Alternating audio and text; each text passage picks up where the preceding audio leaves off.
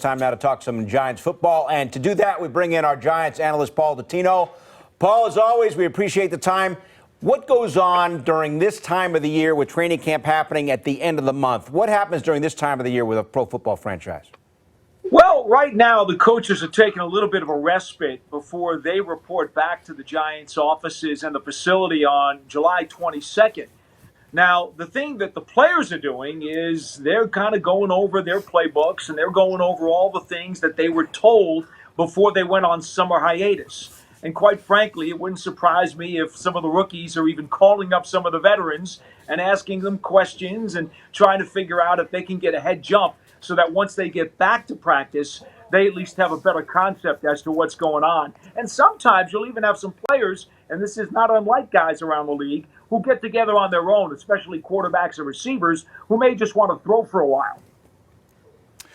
Paul, let's focus in on this Giants defense and their pass rush. Now, they only had 30 sacks last season, second to last in the NFL. So where have they made improvements in the offseason in terms of bringing guys in to help that pass rush coming into next season? I know Alec Ogletree was a nice signing at the linebacker spot.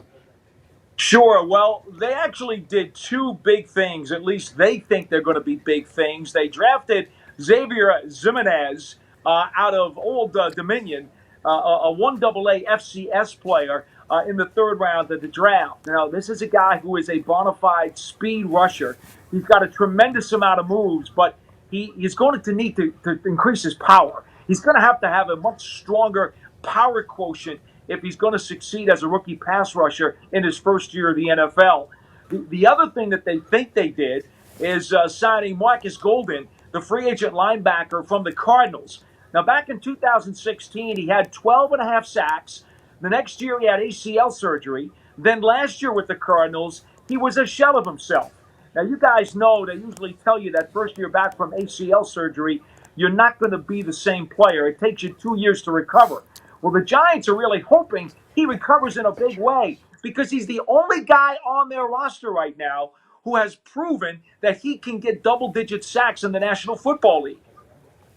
All right, you talked about Marcus Golden, but also Kareem Martin is another guy that is familiar with the defense that David Bettcher runs. How do you feel that they will be able to kind of step into next season, just understanding the philosophy and the schemes that Bettcher is going to bring forth to this team? Well, being that it's their second year now under Bettcher, and you're right, when they brought in Martin last year to kind of help out everybody understanding what Bettcher wanted, look, Martin didn't put up big numbers. I think the Giants were hoping he would do more production-wise than he did. For whatever reason, the numbers were not there. Maybe, just maybe, there'll be some bigger numbers this year. I know certainly they'd like to think that the familiarity in the second year of the scheme for a lot of these defensive players, although they certainly have a lot of young guys coming in, guys like Dexter Lawrence, who they drafted in the first round, the defensive lineman out of Clemson. He's a defensive tackle, but he does push the pocket some. They're hoping to get some more pass rush out of him.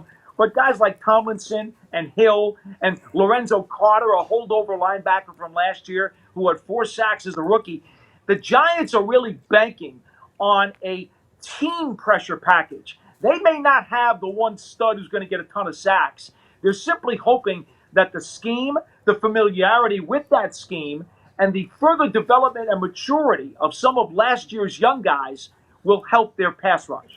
Paul, the wide receiver situation, of course, you got Odell Beckham in Cleveland. That should lead to less drama, but it also might lead to less production. So how do the Giants compensate at wide receiver without Odell Beckham? That's a great question, Bill, because we know who the top 2 guys are going to be. Sterling Shepard for sure, and Golden Tate, the free agent that they signed last year, finished up the year with the Philadelphia Eagles. But really, the big spot, the mystery spot for the Giants, the X factor, if you will, that could really make them a good receiving core is the number 3 spot. Now, will that belong to Darius Slayton, their 5th-round pick, who comes by way of Auburn, averaged 20 yards a catch in 3 years with the Tigers, an incredible talent who had some dropsies issues when he was in college, has performed well over the course of the spring drills. If he shows well early during the preseason, watch out. He's got sub 4.4 speed, a very dynamic player, and caught 20 touchdown passes last year for Auburn. I mean, I'm sorry, didn't catch 20 overall. He's got tremendous, tremendous talent. Corey Coleman is the other guy you got to look at. Coleman, in his fourth organization now, as he enters, his third, fourth year in the NFL, he's had a lot of trouble, occasionally with drops, occasionally with the playbook. He also has sub 4.4 speed. If either one of those guys steps up, the Giants will all of a sudden have a speed demon to stretch the field and have a better receiving core than most people give them credit for.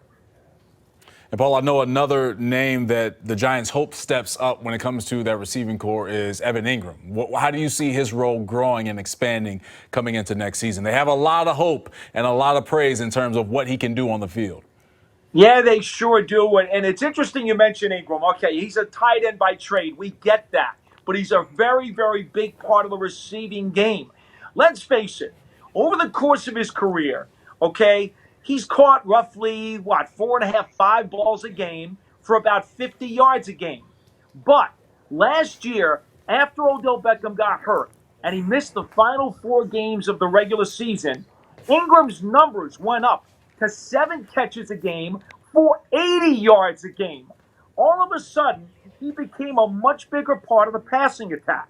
Now, if the Giants' offensive line is as improved as we think it is, they won't need their tight ends to help out chipping against opposing defenses as much. Therefore, a guy like Engram should be able to get out into deeper pass routes, down the seam, trying to beat safeties. He could be a much bigger part of this passing game. To be frank with you guys, maybe he'll finally realize the potential that they saw in him when they drafted him in the first round a couple of years ago. All right, Paul. As always, we appreciate it. Thanks so much. We'll talk to you soon.